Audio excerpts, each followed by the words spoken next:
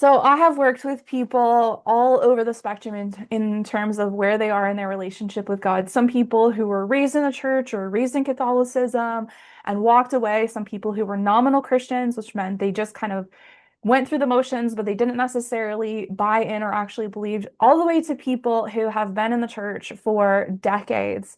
And I have been able to help all of them achieve the kind of level of intimacy with God that they desire. And the interesting thing about it is sometimes people are scared or ashamed or afraid to let people know that they haven't figured out what this relationship with God thing looks like. They hear other people talking about how they have this great connection with God, but for them, it just feels like they're doing homework. And so that's what we want to bust through in this workshop.